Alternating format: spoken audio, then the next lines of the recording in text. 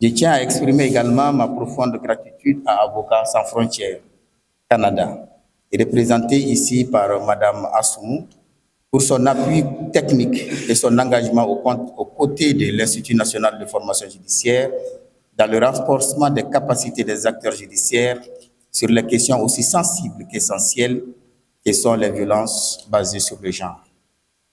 Je remercie particulièrement l'ONG Inabel Handicap International et l'ONG et l'ONG Inabel Handicap Mali, je crois, dont les responsables sont présents ce jour pour leur rôle moteur dans l'organisation de cette conférence. À travers votre action, vous donnez voix aux sans-voix et vous portez la lumière sur des réalités souvent tues, notamment la vulnérabilité spécifique des personnes en situation de handicap face aux violences. Monsieur le secrétaire général, permettez-moi de vous remercier pour avoir pris de votre temps de repos pour rehausser par votre présence l'éclat de cette cérémonie. Ce n'est guère une surprise pour nous autres qui sommes quotidiennement témoins de vos actions allant dans le sens du renforcement de l'état de droit et de votre engagement à promouvoir les droits de l'homme d'une façon générale. Je vous demanderai aussi de bien vouloir transmettre au ministre de la Justice toute notre gratitude pour avoir accueilli favorablement l'idée même de cette rencontre et pour lui avoir donné sa caution.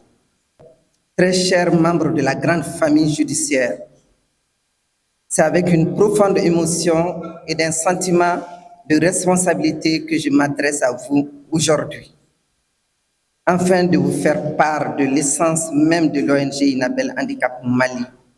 Cette organisation née de la volonté d'agir avec humanité et détermination s'érige en fervente gardienne des valeurs cardinales de solidarité, d'inclusion et de dignité humaine. Dans un monde où les injustices et les inégalités persistent de manière cruelle, notre engagement demeure sans ambiguïté, accompagner les plus vulnérables, lutter avec acharnement pour leurs droits et leur offrir les clés d'une reconstruction humaine et d'un épanouissement retrouvé.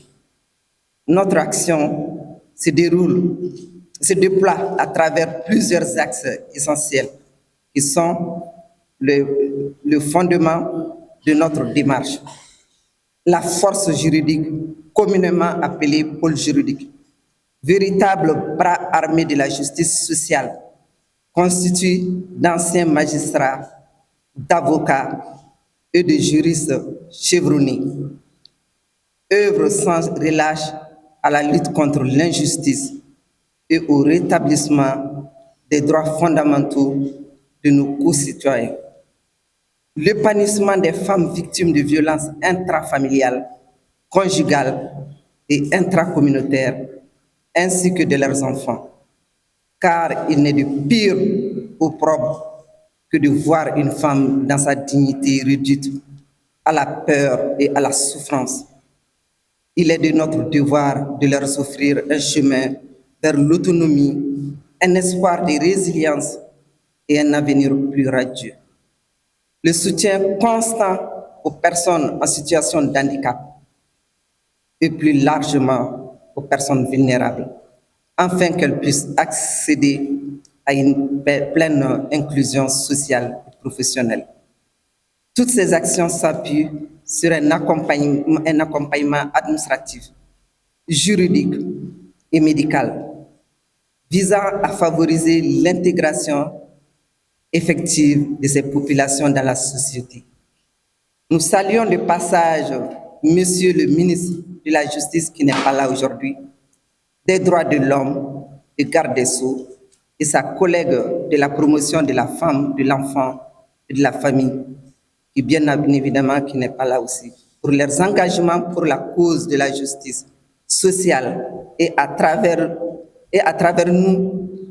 nous saluons vivement le président de la transition, le général d'armée Assimi Goïta. La nouvelle génération d'acteurs et actrices de la justice.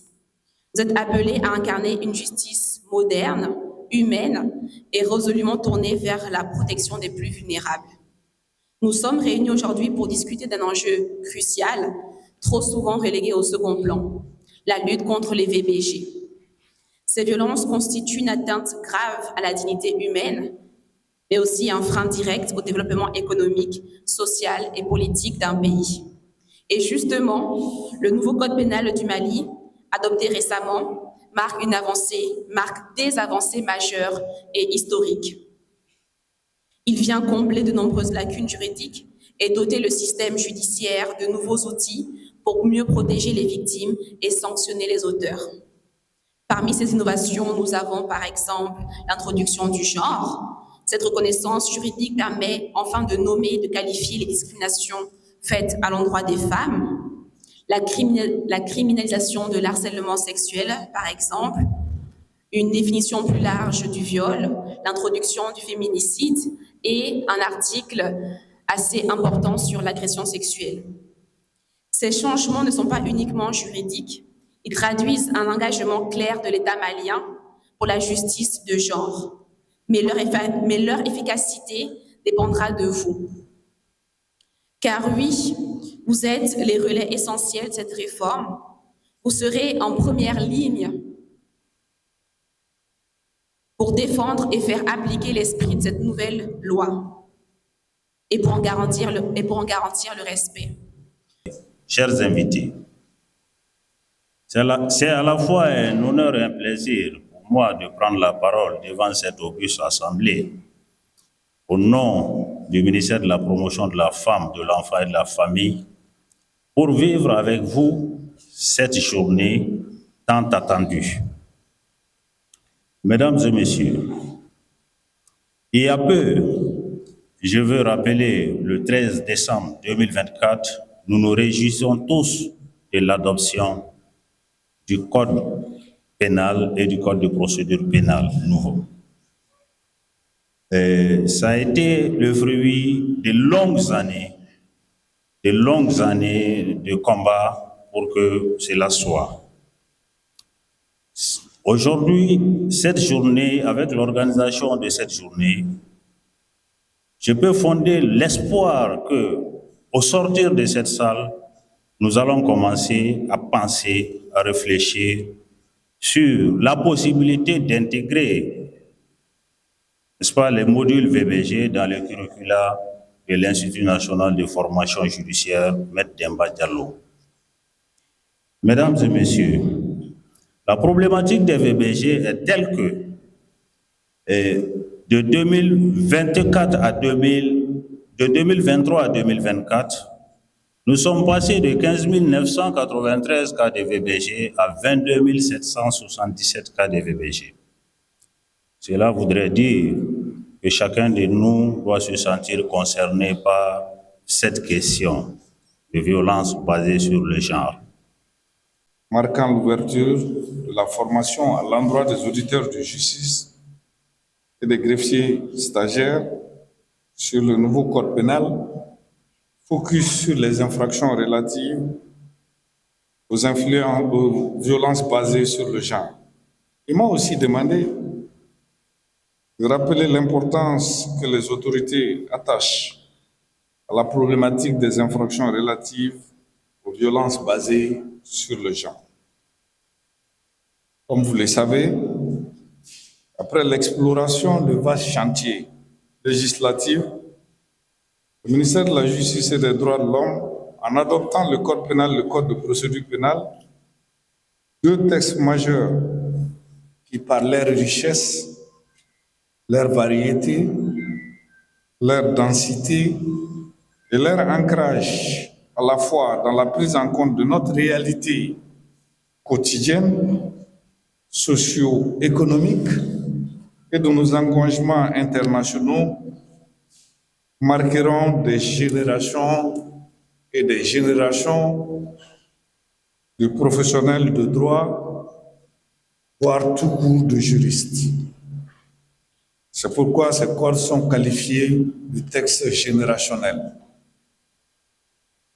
En effet, comme vous le savez, Le ministère de la Justice a entrepris la réalisation de cet ambitieux programme législatif qui se caractérise par l'abondance, la diversité et l'importance des textes concernés.